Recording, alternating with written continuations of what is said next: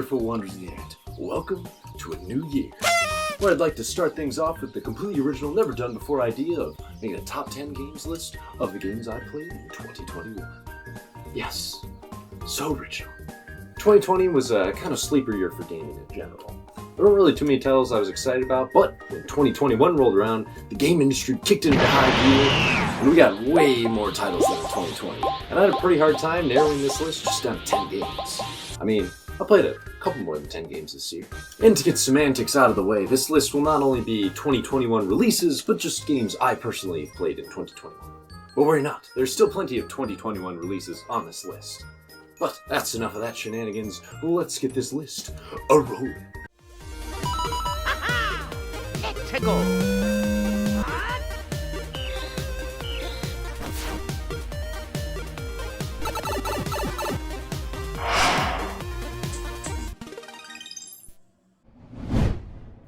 Okay, so in 2021, I played a lot of RPGs. Dragonball Z Kakarot, Digimon Cyber Sleuth, Pokemon Brilliant Diamond, Fire Emblem Three Houses, and The World Ends With You Neo, just to name a few.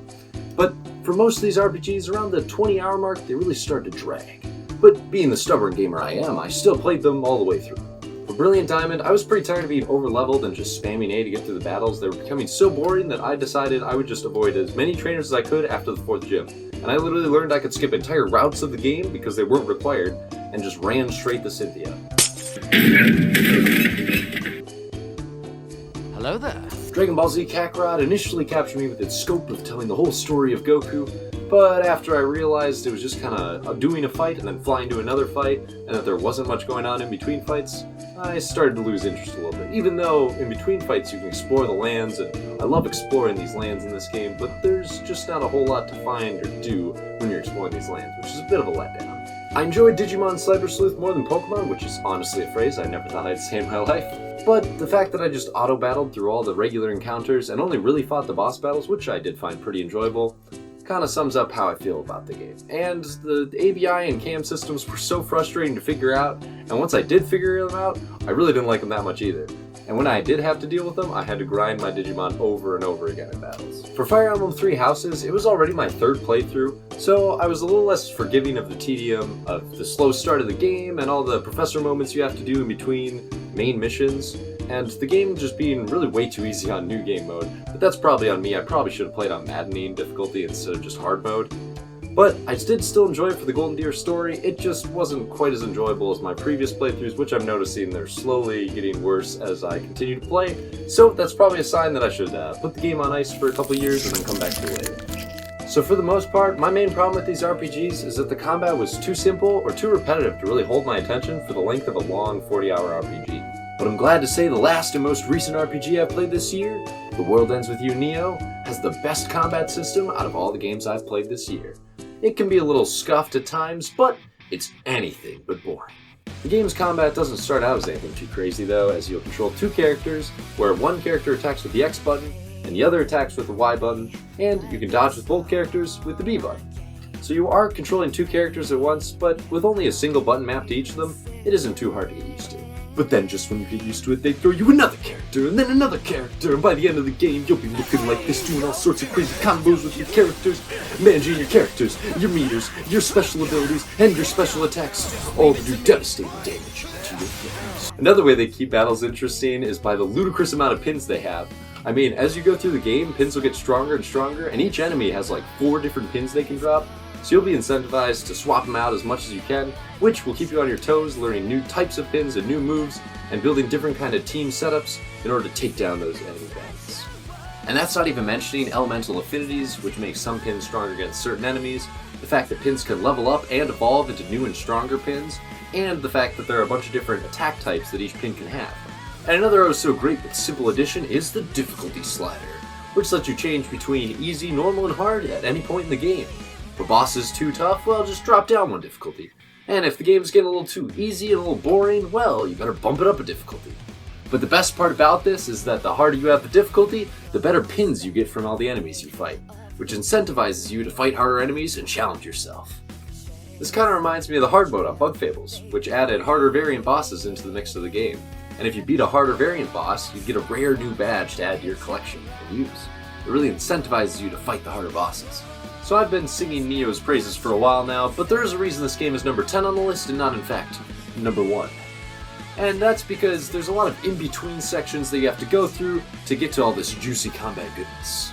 And one of these things you have to slog through in this game is the incredible amount of dialogue. I mean, I love this game's story, but there's so much slower dialogue that just bogs down this game. And it's to the point where I think the amount of dialogue in World Ends With You is more than both Famicom Detective Club games combined. And those games are visual novels. They're literally all dialogue. I mean, look at all these words. That's a lot of words. And then you pair all that dialogue with all the in-between menuing you have to do before each fight, where you gotta check your pin stats, you gotta check your equipment stats, you gotta check your character stats, you gotta buy food to increase your character stats. You gotta go around to the shops to see if there's new items to buy new equipment for your characters. You gotta check the equipment's abilities, you gotta see if your style level is high enough to activate those abilities. And the list just keeps going on and on and on until you are downright probably exhausted. Neo's combat and story are both super satisfying, but the in-between slog of slower dialogue and the excessive amount of menuing really brings down the pace of this game for me. So while the game is great and all, it's just a little bit of a slow burn, so prepare for that before you dive into UG. Last year was also one where I tried a lot of new multiplayer games so I could hang out on Discord with the boys. Some of the games were a bit weirder, like Monster Prom, and others a little more vanilla, like Mario Golf or Amogus. But there's one multiplayer game from a company who I never thought would be on this list. EA Sports. It's a game. Sorry, couldn't resist. But yes, this somewhat nefarious company dropped a bit of a bombshell, in my opinion, in the online multiplayer dodgeball arena game, Knockout City. On the surface, Knockout City's premise is pretty simple. You're split into 2 different teams, and your goal is to knock out as many opponents on the other team as possible. Each player has 2 health and loses 1 health when they get knocked by a dodgeball. You can do all your regular dodgeball things, like throwing dodgeballs and catching them to avoid taking damage, but things start getting real crazy when you start introducing all the different special balls the game has. You start doing curve shots to follow your opponents around the corners, and then you start throwing your teammates to do extra damage to your opponents, and then you throw your teammate in a charge shot, and he launches up into the air as a little nuke bomb, and he slams down and kills 3 opponents at once, and the game just gets out of hand really fast. Each session in Knockout City is sure to end with some hectic yelling, loud laughter, and at least one cool trick shot to close out a clutch match. Okay, it's time for my indie wildcard game, if any of you are waiting for that. And this game is, in fact, a card game itself. The mysterious card game called Inscryption. And I gotta shout out my 2 boys, Sheepy Head and Walkers, for recommending me this game, or I would have never heard of it, and probably not even tried it, because it looks a little spooky, and I don't really like spooky. I'm a bit of a coward. But in all seriousness, spoiler warning for Inscryption, this is definitely one of those games where you want to go in spoiler-free. So if you haven't played the game before, go check it out real quick and come back to this video, or you can go to this little time card that I'm probably moving around till the timestamp. Yeah. But that's enough editing for future me, so let's go. Vroom. On the surface level, Inscryption looks just like a game called Slay the Spire. A game which I have a very interesting love-hate relationship because I can't beat the last boss, and I've been playing the game for 6+ hours, but that is a different story for a different video. So in both of these roguelike card games, you go down maps that have different events on them, and each event will affect your deck differently. Whether it's fighting an enemy to get a new card, or sacrificing one to build a new, stronger card. Do enough events and you'll get to fight off against that area's boss. Defeat all the bosses in each area, and you win, maybe? This is all simple enough until some of the cards in your deck start talking to you, and then you realize you can stand up and walk around in between events, and explore Leshy's cabin, solving all sorts of puzzles that lead you down other rabbit holes, and maybe you start to think there's something more to this game than just a simple roguelike card game. After exploring enough, you'll find a secret item that will let you take the fight to the Dungeon Master himself. And after you've taken him down, you get rewarded with the new game save file, which once grabbed, changes everything.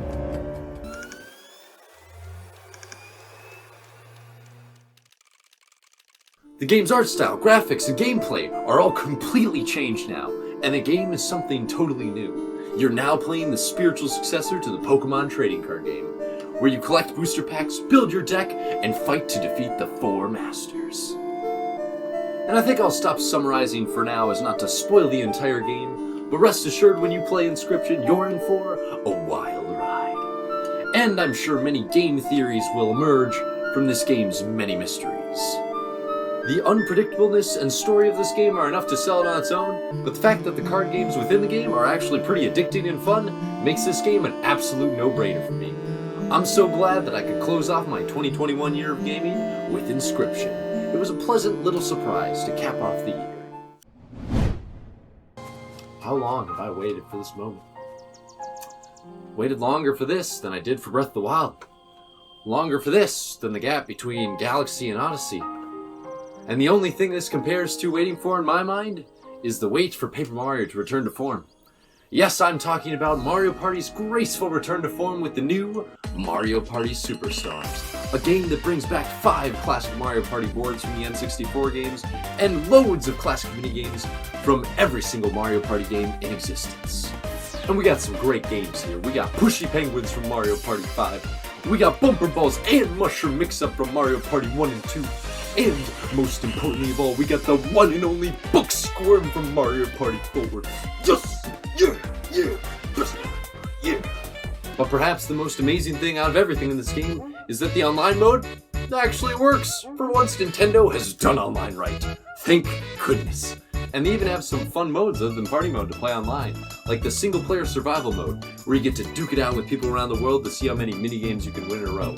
One loss, and you're out of there. Essentially, this is the Mario Party My Childhood, with a couple light changes, like getting coins for second and third in minigames, and adding lucky spaces all over the map, which I'll take over a boring blue space any day. With this game leading the charge for the future of Mario Party, things are finally beginning to look up for this series. And I got my fingers crossed for a couple of DLC maps. Come on, Nintendo, give us the pirate ship of Mario Party 5! So here's a game that I was really excited to play when it came out, but I couldn't quite justify the $60 price tag, so I waited about 6 months until I remembered the ancient evil practice of gamifying. So I rented the game for like 2 days, finished it, and shipped it right back without any hassle. Yes, it's Bowser's Fury, Nintendo's little experiment for the next 3D Mario game. It's a little weird because Nintendo marketed this as a bonus game for their new remake, but it is oh so much more than that. Bowser's Fury is pure platforming goodness. And the open world approach of Odyssey brought into the Super Mario 3D World engine works great as you can go and collect these catch-shine collectibles in any order you want freely throughout this massive Bowser's Fury world. The world also gets revamped every once in a while as each little section has 5 catch-shines to collect, and every time you get one and go back to the beginning again, sometimes there'll be new obstacles in the way, or new bosses, or new platforming challenge. And I can't stop praising the open-endedness of this, but each little shine marker that was on my map motivated me to find each and every one of the shines, whether it was a Plessy race, or a platforming challenge, or a boss battle, or some ground pound timer challenge. Each one was unique and interesting enough to keep me invested in the game and exploring everything Bowser's Fury had to offer. Oh, and Bowser's angry or something, and like the world's coming to an end when it starts to rain. You better get one of those catch shines quick before. Oh no! Oh god! Ah! Oh boy! It's time for the top 5 games, and I'm pretty surprised that this next one is still so low on the list. I really thought it'd be higher up, but that just goes to show how many great games I played this year. Metroid Dread was one of those announcements that was so out of the blue I never would have expected it. But it made me lose my mind when I saw it, and when I played the game, I lost my mind all over again. Metroidvania has been my go-to title for about the past 5 years or so, picking up games like Symphony of the Night and Hollow Knight, just loving them to the moon and back again. And Metroid Dread brings back all those cozy Metroidvania feelings, with some new additions like the Flash Shift that gives Samus mobility like never before. And that's not the only thing making Samus more mobile. Even small additions like the Slide help this game's pace just cruise on by and keep the action non-stop. And I should also mention that this game's new map system is pretty incredible. It's got the power-up marker obstacles on the map, so whenever you need to know where to go next, you can just search for that obstacle and it'll lead you right into the critical path, making it much harder to get lost in this Metroid game. The obvious highlight to the game is the game's incredible bosses that really shine thanks to these new movement options. And the weaker part is probably the environmental themes. I mean, there weren't really very many memorable ones. I think there was a water one, maybe a machine one, and a fire one. They just weren't too interesting to me. But the gameplay, power-ups, bosses, and exploration were all so spot on that they were more than enough to make me love this game. Oh, and the Emmys. How could I forget? Metroid Dread's main feature Emmy. Do they bring Dread as promised? Well, certainly at the beginning of the game they do, but as the game drags on, they get kind of less interesting with each encounter. And I was glad to see they don't take up the bulk of the game, and instead only appear every now and then. My main problem with Emmys is that the way you destroy them always feels so samey. I was really hoping that they would kind of evolve the Emmy battles over the game to make them more challenging and add different mechanics as you go, but no, every time you enter an Emmy zone, it's find the mother brain, shoot off the faceplate, and shoot him with a big blast, and then you win. And I was really hoping for maybe like a big 1v1 climactic against the last Emmy, some like grand stand to take down the final Emmy, but if you've played the game, you know what the last Emmy does, and well, let's just say it's not that. It also would have been nice if the Emmys appeared a little more randomly instead of just in the Emmy zones. That really would have kept the player on edge and kept the dread alive. As is, it's less Metroid Dread, and more like Metroid Spooky but only sometimes. Yeah, that's a good title. They should have gone with that one.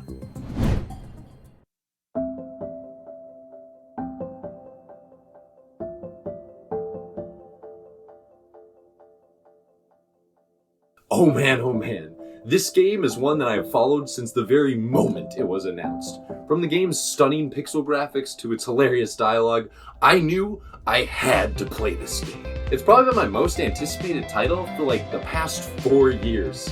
And when it came out, I was stunned. This game is as beautiful as it looked in those trailers, and it's got these two adorable characters, John and Sam, who have this fantastic father-daughter relationship, which I just love. Somehow, even though John is a silent protagonist, he still comes off as pretty endearing.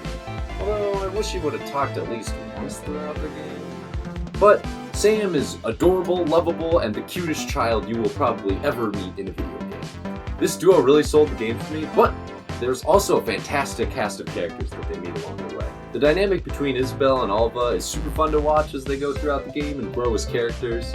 And Daniel and William are fun little rascally characters that mess around throughout your adventure, and are always a joy to watch their antics. The game's story starts off with a bang, and kept my attention pretty consistently until I inevitably ran into the side game Earthborn, and spent hours on that instead of the main story. Earthborn's a little roguelike RPG that you can play in the game, and oh my gosh, it is so addicting. I probably spent like at least a third of my playtime on this game just on Earthborn alone.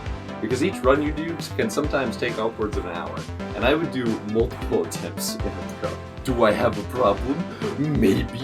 Was it fun? Yes. Did my roommate yell at me to just play the game instead of the side game? Most definitely. Do I regret it? Not at all. But alas, this game is not at the top of the list, so there must have been something that dragged it down. And that something is this game's combat. You see, your starter weapon in this game is a frying pan, and it is super frustrating to hit enemies with this frying pan, because it's slow and unresponsive when you use it. And I usually just stuck to the shotgun, which was a much faster weapon, even though you have limited ammo and it's not very reliable to use all the time, or you'll run out of ammo too quickly, and then you'll be stuck with the frying pan again, which is really bad. You get it? It's not good. The combat's not absolute trash, and still enjoyable at times, but it's definitely the weakest part of it. So, was Eastward worth that 4-year wait for me? All that anticipation building? Did it really meet my expectations? Well, I'd have to say, pretty much. The outstanding cast of characters, the beautiful scenery, the entertaining and gripping story really just kept me sucked into the game the whole time way through. And lastly, I loved exploring every nook and cranny of this game to find all its little secrets and treasures hidden behind puzzles, and all the fun side quests because each character was so endearing and I just wanted to help them love them because this game just has so many good feels. So yes, Eastward is wonderful. You should definitely go play it. Just be warned that the combat might not be too amazing, but everything else will sweep you right off. Do you ever look at a game and just think, man, that game looks way too tough for me. I'm not going anywhere near it. I don't think I could ever play it. Well, for me, that was the entirety of the Monster Hunter series. From grinding bosses over and over again to get that one specific material, or the overwhelming amount of weapons to learn, and on top of both those, all the item management you had to do, it was just way too much for me to wrap my smooth brain around. But then, the stars aligned, and a new Monster Hunter was announced exclusively for the Nintendo Switch. It promised faster movement with the new wirebug system. It promised less grinding, with monsters going down faster than ever before. And it promised more areas to explore, with more things to find. This was everything I could have ever wanted in a Monster Hunter. But was it too good to be true? Well, obviously not, because this game is at number 3. Yes, it is a great game. You should all go play it. For the next month, me and my buddies blasted through a bunch of monsters. We became the king of Kezu, the ruler of Rathalos, and even the destroyer of Diablos. Truly, it was some of the greatest multiplayer experiences I've ever had. And while I did also enjoy some exploration missions in single player to quite some degree, but nothing quite beats the raw joy of beating down baddies with a bunch of bugs. The weapon system was a little overwhelming with so many different weapons to pick from, but I essentially just kind of picked one and then rolled with it. Where my hammer bros at? I don't know much about Monster Hunter as a whole series, but if you got some chums that are kind of interested in Monster Hunter, definitely check this one out. It's a great start.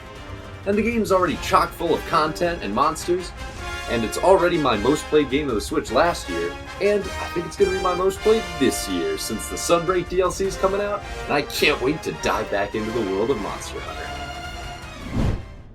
Oh, what a pleasant surprise this game was. If you've already watched my Move Over Mario video, you already know where this is going. And I knew I'd love this game from the second I laid eyes on it, but I didn't think I'd love it this much. Hat in Time is a somewhat recent 3D platformer made by Gears for Breakfast. It is filled to the brim with endearing and adorable little characters, to evil mafia henchmen who want to control the city but in an adorable, cute kind of way, to the best character who steals your soul away in a contract and wants you to submit to his evil desires. Like I said, it's adorable. So yeah, Hat in Time is fantastic, and you should go play it, and if you want my deeper dive opinion, go check out my other video, because I already talked about this game at length on this channel. If I'm being honest, this year was a pretty stressful year. Between trying to figure out work still, and all the struggles of young adulting, and parking tickets, and whatever garbage else, there was one game that was my perfect escape from all of it. A game that reminded me to just step back and breathe. And that game was none other than Outer Wilds. I'm still honestly shocked that I love this game as much as I do. I mean, at the start of 2021, I saw this game in a Nintendo Direct, and I barely reacted at all. Check this out. Oh boy, indie games. That's not it. Venture into the vast reaches of space to uncover the secrets left behind by an ancient civilization. Is this a game that's on PlayStation or something? You have I feel like 22 I've heard minutes. of Outer Wilds. Obamacare is bad. However, this game looks neat. I like space. what messages will you discover? How can you prevent the sun from exploding? Why is the solar system trapped in an endless time loop? Find out when the critically acclaimed. But yeah, somehow, thanks to my goldfish brain, I'd completely forgotten about this trailer until making this video. And I'd completely forgot all spoilers or relevant information mentioned in this trailer. So I got to go into this game completely blind, which for Outer Wilds is pure bliss. I just absolutely love how little this game holds your hands. I mean, you're just free to go wherever you want right from the start. And wherever you end up going, you'll find little breadcrumb trails that will lead you to the next planet. And it will just slowly uncover the great mystery that ties it all together. It's just simply brilliant to me. And I can't wait to try it out again in another couple of years once my goldfish brain has forgotten most of the plot and clues. And to keep this game extra relevant to the year of 2021, there's also DLC that came out this year. And I've been dying to talk about it. And it's definitely not the reason I made this whole entire video.